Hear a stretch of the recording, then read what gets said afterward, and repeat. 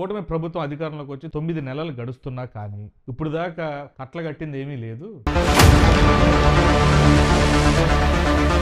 చంద్రబాబు గారు, లోకేష్, పవన్ కళ్యాణ్ ఇలా ముగ్గురు నోటంటే అసలు వైసీపీ నాయకులను కానీ బూతులు తిట్టడం కానీ అసలు వీళ్ళు పెద్ద శుద్ధ గింజల.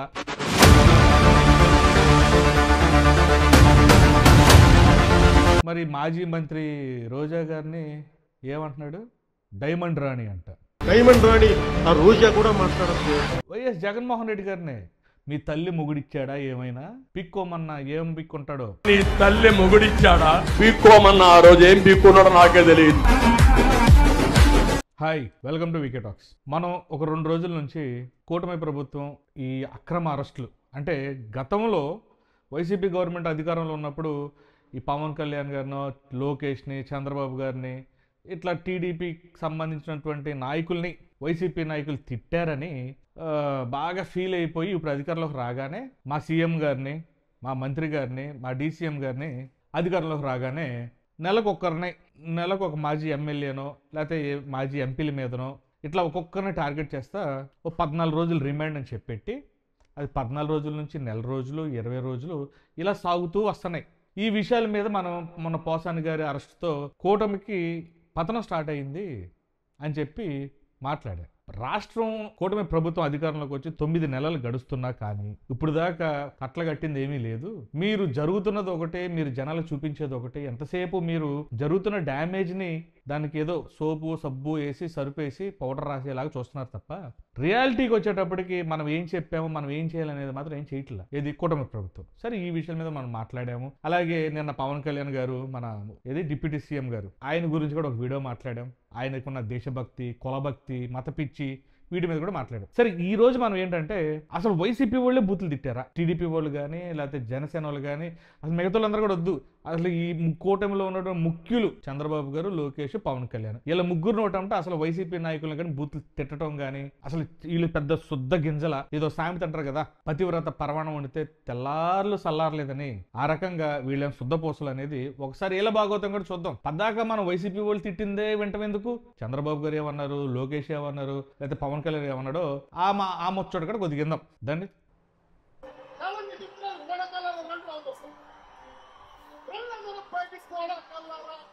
కూర్చోబెట్టి నారా తీస్తా ఒక్కొక్కటి. డైమండ్ రాణి ఆ రోజా కూడా మాట్లాడచ్చు.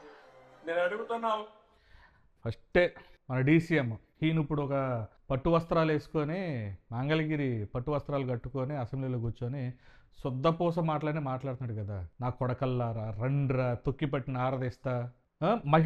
మహిళలంటే మహిళల్ని ఇంతిదిగా మాట్లాడారు సోషల్ మీడియాలో. మీరు అసలు ఏం చర్యలు తీసుకోరా డీజీపీ గారు అని చెప్పేసి గతంలో రేగిపోయారు మన పవన్ కళ్యాణ్ గారు. మరి మాజీ మంత్రి రోజా గారిని ఏమంటున్నాడు? డైమండ్ రాణి అంట.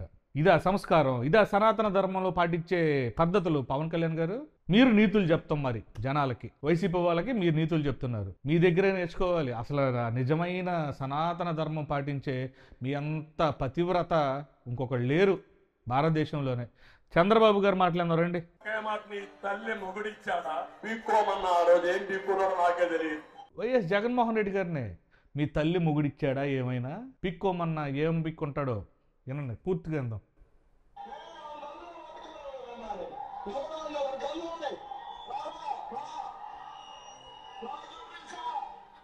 చూపిస్తాడంట 75 సంవత్సరాలు వచ్చినా కానీ ఏం చూపిస్తాడు?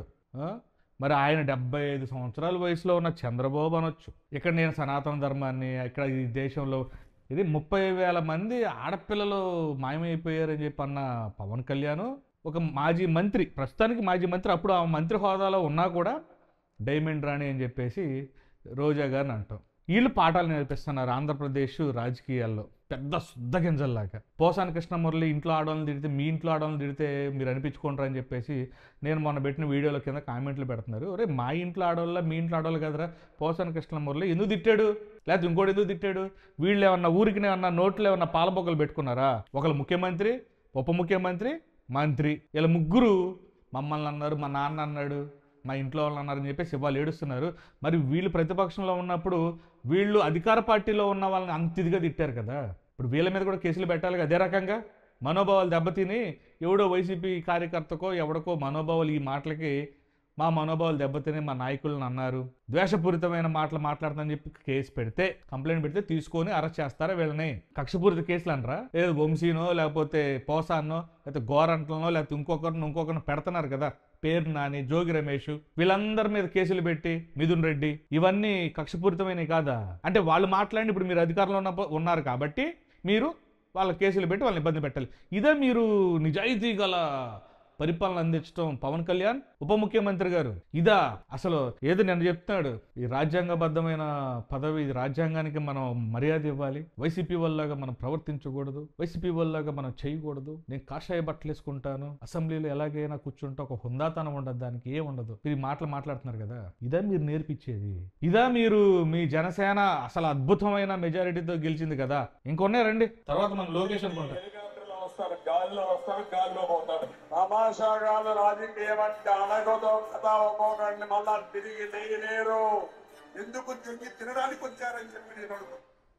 మధ్యలో అచ్చెన్నాయుడు గారు ఎందుకు వచ్చారో తెలియదు కానీ అది పల్లి చట్నీ కోసం అనుకుంటా. పల్లి చట్నీ అయితే ఆయనకు బాగా ఇష్టం. జగన్ తాత ఏం పీకల, తండ్రి ఏం పీకల, ఇదేం పీకుతాడు బాబు బలం.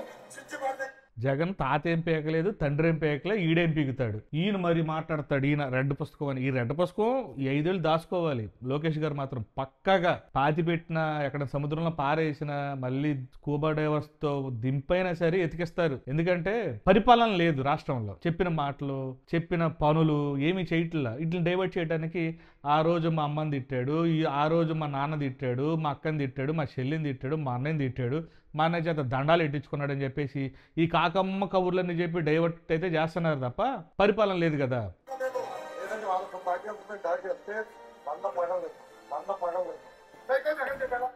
తండ్రి ఏం పీకల, ఇదేం పీకుతాడు బాబు బలం. ఏదంటే వాళ్ళకు పార్టీ దాడి చేస్తే పంగ పగలు తెస్తాడంట మరి లోకేష్ గారు. ఈయన మళ్ళీ విద్యాశాఖ మంత్రి. వీళ్ళు రాజకీయ నాయకులు, వీళ్ళు వైసీపీ వాళ్ళని వేలెత్తి చూపిస్తున్నారు. వీళ్ళు వైసీపీ వాళ్ళ మీద వేలెత్తి చూపిస్తుంటే మిగతా వీళ్ళు ఎవడేం చూపిస్తున్నాయి వాళ్ళేపేగా. ఇవన్నీ రికార్డెడేగా, అన్నీ మనమే కలిపి చెప్పినవి కాదండోయ్. నన్ను ఏదో వైసీపీ అనుకోని మళ్ళీ అంటారేమో.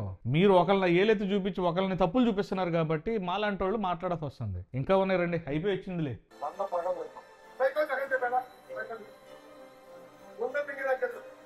ఎవరిని జగన్ కూతురునా భారతిరెడ్డి గారు? జగన్ కూతుర భారతిరెడ్డి గారు. జగన్ కూతుళ్ళు ఏ రోజైనా ఎక్కడైనా ప్రత్యక్షంగా కానీ పరోక్షంగా కానీ కనపడ్డారా రాజకీయాల్లో? వాళ్ళు ఎక్కడో ఉండి చదువుకుంటున్నారు. కానీ లోకేష్ కొడుకు మాత్రం ఎంత ఉంటాడాడు. ఆడికి పాప బొడ్డోడికి, ఆడికి అంటున్నానులే మళ్ళీ అదో బాధ అయిపోద్ది, పిల్లోడు కదా అందుకే అంటున్నా. ఆ బొడ్డోడికి ఎస్పీలు, డీజీలు అంటే ఒక ప్రోటోకాల్ మెయింటైన్ చేస్తుంది వాళ్ళ గవర్నమెంట్ అధికారులు. మరి జగన్ కూతుర్లు అని అంటున్నాడు లోకేష్. ఏమైనా బుద్ధి ఉందండి? ఈ మనం మాట్లాడిన మాటలు కాదా, లేకపోతే ఎవరన్నా మాట్లాడారా? అది గవర్నవరం ఎయిర్పోర్ట్ దగ్గర మాట్లాడుకుంటుంది. మీరు ఇంత పేటరేగిపోయి చెలరేగిపోయి గతంలో అన్ని చేసినా కానీ మీ మీద కేసులు పెట్టల పాపం వైఎస్ జగన్మోహన్ రెడ్డి ప్రభుత్వం. మిమ్మల్ని వదిలేశారు. వాళ్ళ అన్నయ్య మాత్రం ఇవాళ మీకు అసలు డైవర్ట్ చేయాలి, డైవర్ట్ పాలిటిక్స్. ఆ పాలిటిక్స్ అనేది చేయటం మిమ్మల్ని మించిన గనులు యావత్ భారతదేశంలో లేరు. చేసేది ఒకటి, చెప్పేది ఒకటి. చూద్దాం ఇంకెన్ని రోజులు ఎంతమందిని చేసి ఎంతమందిని డైవర్ట్ చేస్తారో. ఇవే కేసులు భవిష్యత్తులో మరి మన మీద కూడా పడతాయేమో. అప్పుడు ముఖ్యమంత్రి వేరే ఎవరన్నా మారారనుకో గతంలోనే ఇప్పుడు పెడతారు. ఎందుకంటే నేను చూసా వీళ్ళ మీద పెట్టిన కేసుల్లో అసలు పనికిరాని సెక్షన్లు పెట్టిన, అంటే అరెస్టులు చేసి రిమాండ్ కేసు సెక్షన్లు కాకపోయినా రిమాండ్ చేస్తున్నారు. అక్కడ ఒక అంటే రిమాండ్ రిపోర్ట్లో ఒక లైన్ రాస్తున్నారు అనమాట. ఏంటి, కులాలని లేకపోతే మతాలని లేకపోతే రాజకీయ వర్గాల మధ్య విద్వేషాలు రెచ్చగొట్టే విధంగా వీటి వల్ల శాంతి భద్రతలకి భంగం కలిగిద్ది కాబట్టి 14 రోజులు రిమాండ్ ఇవ్వాలి అని చెప్పి ప్రతి రిమాండ్ రిపోర్ట్లో ఇదే మెన్షన్ చేస్తున్నారు. అందుకనే జడ్జి గారు వాళ్ళు రిమాండ్ వేసేస్తున్నారు. వీడు ఏం చేస్తాడు, ఈ టెర్రరిస్టా, నక్సలైటా, రౌడీయా, లేకపోతే రౌడీ షీటరా, రేపిస్టా, ఏమి లేవు. ఆ ఒక లైన్ రాస్తే ఇచ్చేస్తున్నారు. అందుకోసమే భవిష్యత్తులో ఇంకేం జరిగిద్దో అది కూడా చూద్దాం. బాయ్.